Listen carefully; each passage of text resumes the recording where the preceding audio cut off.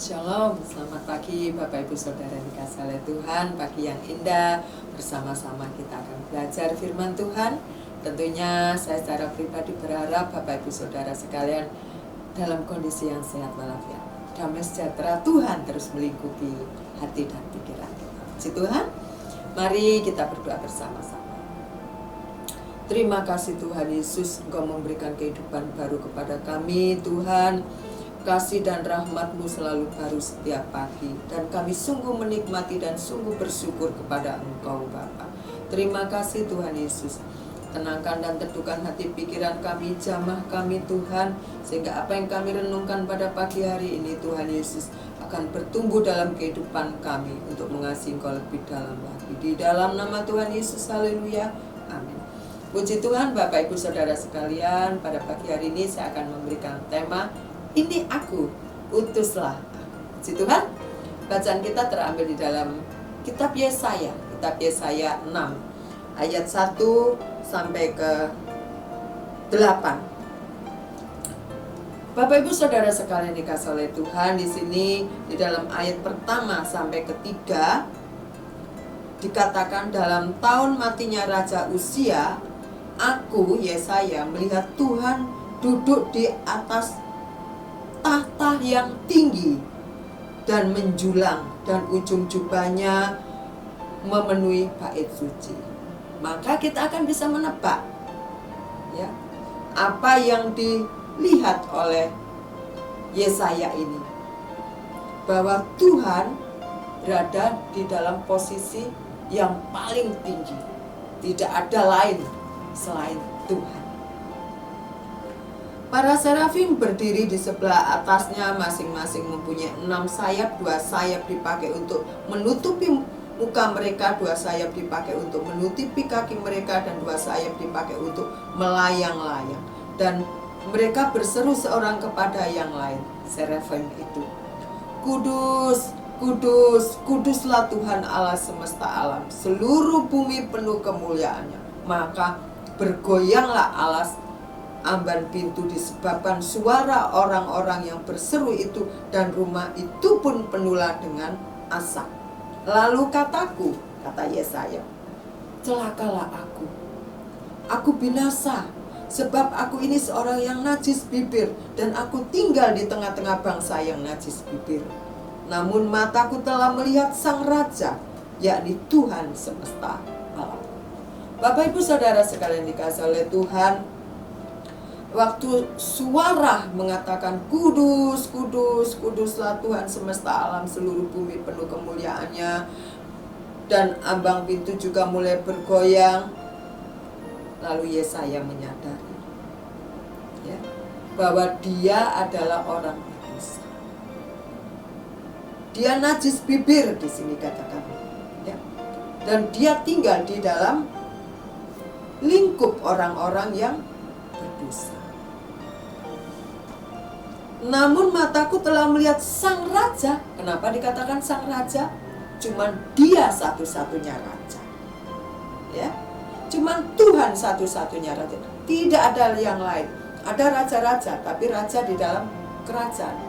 Tapi yang dimaksud Yesaya di sini, Raja di atas segala raja, tidak tertandingi oleh raja siapapun, karena memang dia yang menciptakan alam ini ya.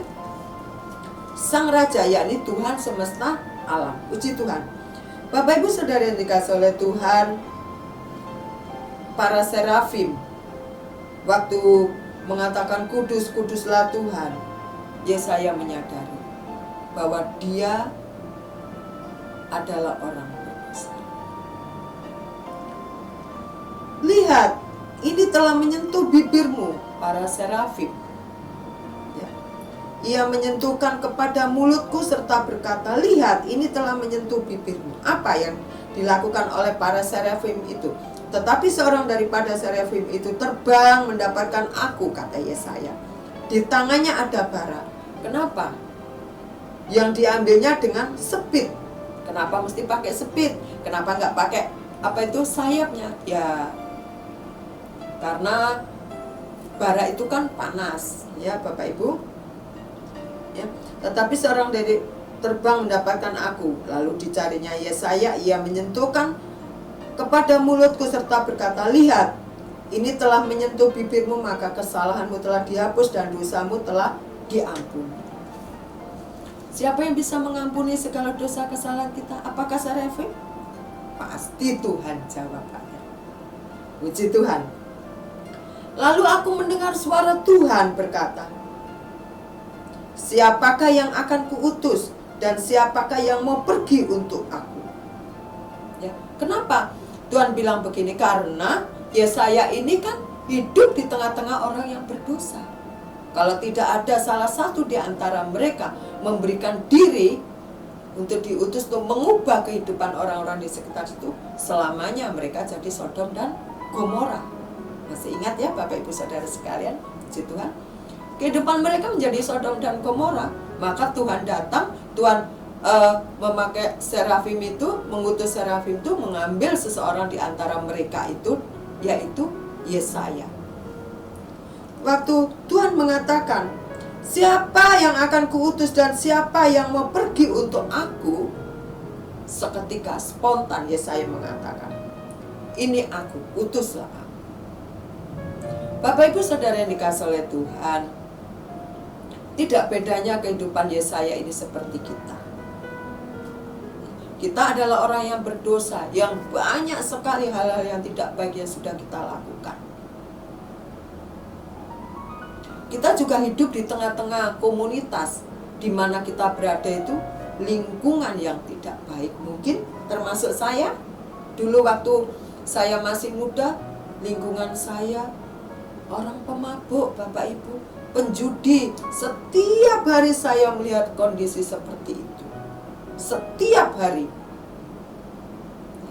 orang mabuk di depan rumah saya, orang main judi, main kartu di teras rumah saya.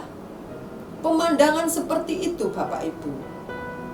Saya juga tidak bisa berbuat apa-apa, namanya hidup di kampung. Tetapi puji Tuhan, saya sangat bersyukur sekali ada seseorang yang memberikan kabar sukacita, kabar bahagia. Akhirnya kami semua diselamatkan, jiwa kami diselamatkan, dan kami mengakui hanya Yesus Kristus adalah juru selamat. Hal ini tidak bedanya mungkin ada di antara kita seperti saya, di mana kita tinggal, lingkungan kita seperti itu. Kita tidak bisa salahkan. Memang kita lahir di situ, dibesarkan di situ. Tetapi saya percaya Tuhan punya maksud. Dan kita juga meresponi apa yang Tuhan lakukan terhadap kita. Kenapa saya bilang begitu? Ya saya juga begitu. Waktu Tuhan mengatakan, siapa yang akan kuutus dan siapa yang mau pergi untuk aku? Kalau Yesaya nggak meresponi, bisa saja dia diam saja. Sudah, aku berkubang di sini saja, hidup dengan orang-orang berdosa. Tapi Yesaya tidak. Yesaya meresponi. Seketika dia mengatakan, Tuhan, ini aku, utuslah aku Tuhan. Puji Tuhan. Saya percaya, Bapak Ibu Saudara sekalian, waktu Tuhan berkata, siapa yang akan aku utus, maka kita akan mengatakan, ini loh aku Tuhan, pakai aku yang tidak pintar, aku yang penuh kekurangan, aku yang orang berdosa Tuhan, pakai aku. Dan menjadi kesukaan kita, menjadikan penghormatan kita kalau Tuhan memakai kita semua. Puji Tuhan Bapak Ibu. Dan biarlah pada saatnya nanti Tuhan berkata, hai anakku yang setia, masuklah bersama-sama dengan aku. Itulah tujuan akhir hidup kita. Sekali lagi Bapak Ibu Saudara sekalian, pada pagi hari ini kita belajar sungguh dalam kehidupan Yesaya ini. Kita tidak boleh menyesali di mana kita tinggal. Tapi setidak-tidaknya kita membawa diri kita, membawa hidup kita untuk dipanggil Tuhan. Dan pada saat Tuhan memanggil, mari kita respon. Di gereja banyak yang dipanggil Tuhan menjadi pelayan, pemain musik, pemimpin pujian, baik pemimpin pujian di sekolah minggu, guru sekolah minggu, di Kopassus, di ladies maksud saya, di pengajaran. Bapak Ibu Saudara sekalian sudah responi panggilan Tuhan. Mari bersama-sama kita terus meresponi panggilan Tuhan dalam kehidupan kita, sehingga Tuhan memakai kita dan kita sungguh mendapat penghormatan dari Tuhan kalau Tuhan berkenan dalam kehidupan kita untuk mengabdi kepada Dia, seperti halnya Yesaya lakukan.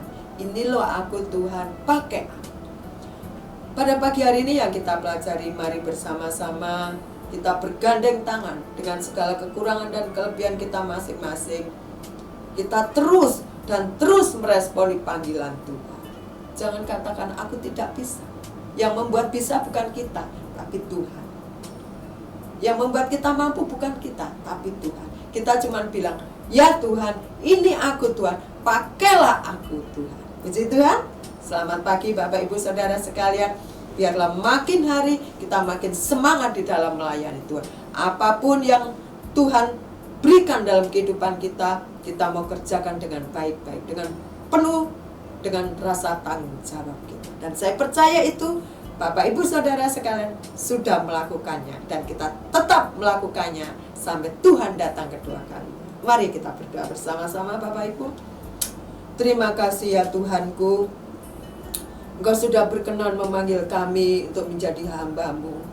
Suatu penghormatan yang sangat luar biasa dalam kehidupan kami, orang yang berdosa, orang yang syarat dengan dosa dan kesalahan ini Tuhan. Engkau sudah menebus jiwa kami, Engkau sudah menyelamatkan kami Tuhan. Dan biarlah Tuhan hidup kami berguna bagi pekerjaan-Mu.